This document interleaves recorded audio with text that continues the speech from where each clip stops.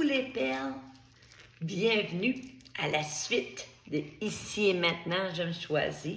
Je vais faire des petits rappels parce qu'il y a peut-être des gens qui vont visionner cette vidéo-là pour la première fois. Je suis Imelda Chasson-Côté, je suis l'auteur d'Ici maintenant, je me choisis. Et j'ai décidé de vous offrir le livre en audio. Mais au lieu de juste avoir le son, ben, j'ai choisi de vous le lire et de vous faire découvrir mon coin de pays. J'habite à Caraquette, au Nouveau-Brunswick, au Canada. Donc, le 5e chapitre, si vous n'avez pas vu, lu, entendu les autres chapitres, ils sont disponibles sur ma chaîne YouTube. Donc, je vous invite à vous abonner.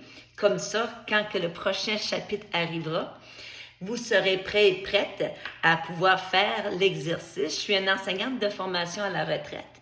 Donc, quand j'ai écrit le livre, Ici maintenant, je me choisis, pour moi, c'était une planche de guérison. Mais quand j'ai terminé le livre, comme une bonne enseignante que je suis, ben, j'étais inspirée à, après chacun des chapitres, avoir un petit exercice d'écriture. Moi, j'ai trouvé ma vague et je t'invite à trouver la tienne, hein, pour bonifier ta vie, pour amener plus de bonheur, de lumière dans ta vie. Donc, on est rendu au chapitre 5. Écrire pour mieux se découvrir quel don t'habite. Et c'est une photo que j'ai prise lors de mon séjour en Italie avec une belle fleur de lys, un petit clin d'œil au Québec. Et vous allez comprendre dans les lignes qui suivent pourquoi. Plus mon voyage progresse, plus j'apprécie chaque minute, chaque seconde. J'ai la ferme conviction que je suis née pour voyager, mais ce périple prend un sens nouveau. Assise en TGV de Pise vers Monterosso en première classe, j'ai peine à réaliser que c'est moi que la vie gâte à ce point. Après tous les apprentissages que j'ai faits, je devrais être en mesure de savoir que l'univers, et surtout toutes ces pensées plus farfelues les unes que les autres lancées au fil des années, m'amènent là où je dois être pour vivre cette vie qu'est ma vie. La terrestre que je suis à peine à y croire et doit encore à quelques reprises se pincer afin de s'assurer qu'elle ne rêve pas tout éveillée. C'est tout simplement hallucinant dans le sens positif du mot. Vous m'auriez dit 3 mois passés à quelques jours près que ma vie était sur le point de basculer et que je me retrouverais ici à Pise à vous écrire ces quelques mots. Mon non-verbal vous aurait répondu encore plus vite que la parole. Je crois que je vous aurais dit que vous étiez complètement fou ou folle alliée. Pour avoir fait l'expérience de la résilience, je sais que la vie ne peut pas vous détruire, car chaque être humain possède en lui des ressources insoupçonnées et sa capacité de rebondir est parfois incroyable. Je me permets de faire un coucou à Pierre qui a été sur ma route lors de cette aventure qui m'a transformée définitivement. Le soleil de la Toscane m'a séduite, m'a prise par les sentiments avec ses explosions de goût et ces personnes rencontrées ont laissé une trace d'amour indélébile sur mon cœur. Tout à coup, à travers eux, je voyais Imelda dans toute la grandeur de son âme, la splendeur de sa beauté intérieure et l'étendue de son pardon.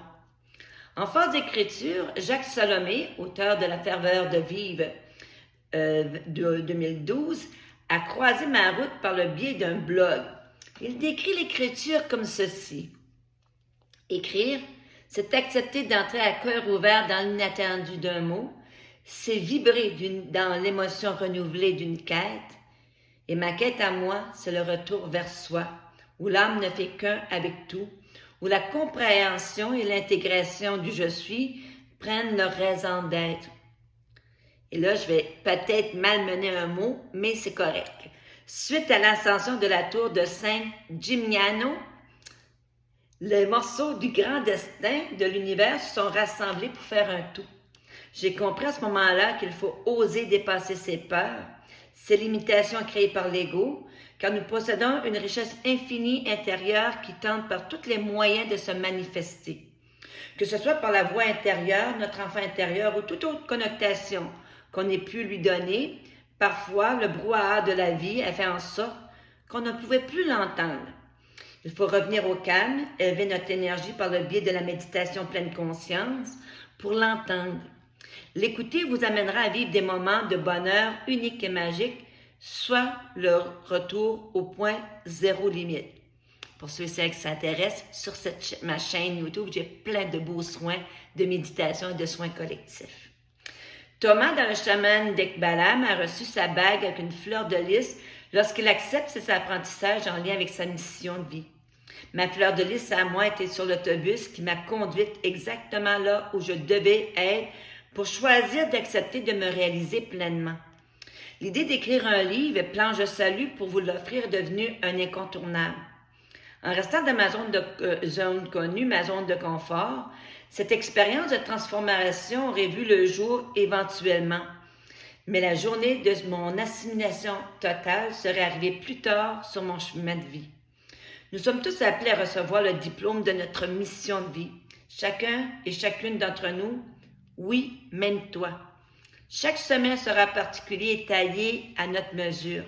Il reste à chacun de choisir cette voie, de faire un choix conscient et de l'embrasser sans attendre. Demeurer dans notre confort est rassurant toutefois. Nous sous-estimons le potentiel inné et latent en chacun de nous. Tu peux réaliser l'impossible terrestre car tu n'as pas encore aucune idée de l'étendue des dons qui t'habitent. J'avais prévu écrire ce livre avec les différentes thématiques qui étaient ressurgies du fond de mon âme. Cependant, mon processus de transformation, l'acceptation de ma mission de vie est amorcé. Je réalise maintenant que plusieurs de ces sujets provenaient de blessures intérieures à guérir et qu'en choisissant l'amour, les blocages se sont effacés pour me libérer. Je vais être honnête avec toi, lorsque j'ai choisi l'amour en évitant la vengeance, plusieurs membres et membres de mon entourage ont sincèrement douté de mon état d'esprit, ce qui est tout à fait normal. Lorsqu'on aime, voir souffrir l'autre nous tue. Lorsqu'on n'a pas encore choisi de vivre pleinement notre mission de vie, celle de faire un à nouveau avec le Maître, certaines décisions peuvent paraître incompréhensibles au regard de l'autre. Maintenant, je suis en mesure de vous affirmer que le fameux 100% responsabilité du Ho'oponopono, c'est d'embrasser sans retenue notre mission de vie, avec les joies, mais aussi accueillir les peines. En regardant tous mes passages obligés pour en être dans la lumière, je vous dirais que tous les signes étaient là. Même mon corps physique faisait des siennes pour se faire entendre. Alors de là à l'écouter, il y avait une belle marge. Un épisode qui me revient en mémoire, c'est un cadeau de mon père décédé, remis par le biais d'une amie précieuse. Il y a des personnes sur cette terre avec ces facultés uniques de communiquer avec ses êtres décédés. Comme mon ami René est maître Reiki, je l'avais choisi le jour de mon 50e anniversaire pour me faire le cadeau d'un traitement énergétique. Le plus beau présent cette journée-là était la venue spirituelle de mon père, de mon daddy. Il avait insisté pour qu'elle m'offre un cadeau avant de partir. Avec un peu de peine, elle m'a remis une statuette avec un oiseau blanc qui prenait son envol sur lequel était écrit « Follow your dreams ». Mon daddy m'invitait à réaliser mes rêves. Ce que j'ai fait en m'envolant pour l'Italie. Ce matin-là, j'ai décidé de découvrir par la voie de la mer Sainte-Thérèse. Je déambulais en savourant cette journée annonciatrice de moments de découverte esquisse. Je savais que mes sens se délecteraient de ces explosions de couleurs. Pendant ma balade qui m'amenait vers le bateau, mon regard a été tout à coup attiré par une bavette d'enfants déposée sur le haut d'un poteau, bordant le sentier près de la mer. En passant de plus près, je m'arrêtais pour en lire l'inscription « Devinez. Follow your dreams ». Vous êtes incrédule, hein? Je vous comprends. Mais vous retrouverez la photo dans ce livre. Je sais que c'était tellement extraordinaire que si j'avais pu faire le grand écart, je me serais exécutée sur le champ. Je venais de comprendre que ce voyage a été planifié et orchestré par des guides, des anges, des personnes aimantes, et que ce n'était pas un voyage d'évasion, un voyage touristique, mais tout simplement un voyage initiatique pour aller à la rencontre de soi. Je m'en souhaite d'autres pour peaufiner mes apprentissages. Je sais maintenant que je suis l'artisane de ma mission. Que ta volonté soit faite. Ma vie s'est transformée car j'ai changé mon intérieur en y mettant beaucoup plus d'amour. La vie va continuer avec ses hauts et ses bas, Toutefois, une sérénité nouvelle m'habite. J'ai la certitude que tout ce qui est sur ma route est là pour une raison bien précise, poursuivre mon cheminement.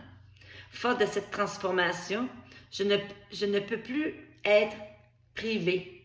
Je ne veux plus en être privé. Désormais, elle sera omniprésente. Pour ce faire, j'ai compris qu'un travail de compréhension et d'intégration était amorcé avec les 5 codes d'éveil de Alain Williamson. Demeurer dans la simplicité, cultiver la joie, embrasser ta mission de vie, endosser ta véritable nature et aimer de tout ton être. Maintenant, je sais que les passages de noirceur seront de moins en moins fréquents, de très courte durée, car les écarts entre l'âme et la conscience sont rétrécis. Désormais, elles ne font qu'un. J'ai enfin choisi d'utiliser mon don pour l'écriture afin de m'extérioriser comme planche de salut pour me redécouvrir. J'ose espérer que mes mots trouveront terre d'accueil dans ton âme. Et toi, quel est ce don qui sommeille en toi et qui ne demande qu'à être offert au monde? Ne cherche pas, laisse monter en toi ta petite voix et écoute-la.